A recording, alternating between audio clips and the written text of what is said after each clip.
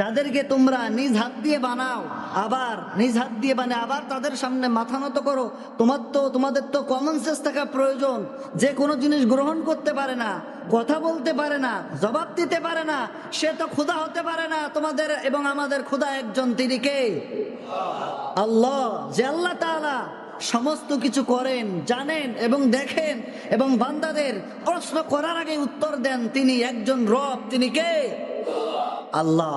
যিনি কথা বলতে পারেন না, তাদের সামনে কিভাবে তোমরা মাথা নত করো? ও আমার জাতিরা, ক্বালা আফতা'বুদুনা মিন দুনিল্লাহ, আল্লাহর ইবাদত বাদ দিয়ে তোমরা এই জড় পদার্থ, যার পিছনে বাঁশের ঢোকা না দিলে সে নিজে দাঁড়িয়ে থাকতে পারে না, সে তোমার কি উপকার করবে?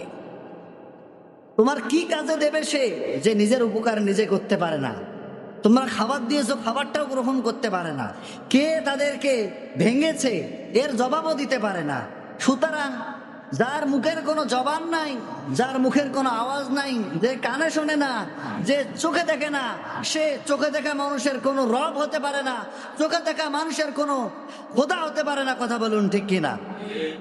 আল্লাহ তাআলা আমাদেরকে তৈরি করলেন, কান দিলেন আমরা শুনতে পাই, জবান দিলেন কথা বলতে পারি, কিন্তু এমন প্রতিমার তোমরা দাসত্ব করো, এমন প্রতিমাকে তোমরা পূজা করো, যে এই প্রতিমা চোখেও দেখে না, কানেও শোনে না, কথার জবাবও দিতে পারে না। কথা বলুন ঠিক কিনা?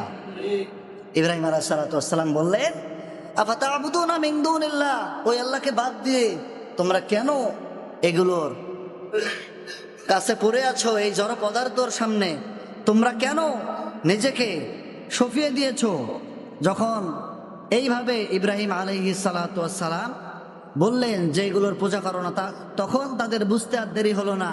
এই মূর্তিগুলা নিজেরা মারামারি করে নিজেরা ভাঙে নাই, নিজেরা মারামারি করে এরকম হয় নাই, এগুলো ভেঙেছে একজন, তিনি ইব্রাহিম আলাইহিস সালাতু ওয়াস সালাম। তাদের বুঝতে দেরি হলো না, তার জাতির লোকেরা তাকে দড়ি দিয়ে বেঁধে নমরুদের দরবারে হাজির করলো। নমরুদের দরবারে হাজির করলো।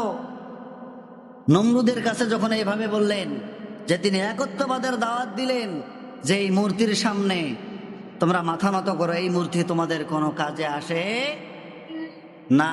ইব্রাহিম আলাইহিস সালাতু ওয়াস সালাম তার জীবনের ভয় করেছিলেন? কথা বলেন না কেন? তিনি জানেন যে এত বড় কথা বললে আমার জীবন নাশের হুমকি আসতে পারে। যেখানে আমার বাবা সহ গোটা জাতি আমার বিপক্ষে দাঁড়িয়েছে, সেখানে একত্ববাদের দাওয়াত দেওয়া হচ্ছে। দাওয়াত দেওয়ার মানে হলো নিজের মস্তককে জালিমের সামনে অবনত করে দেওয়া। কথা বলুন ঠিক কিনা?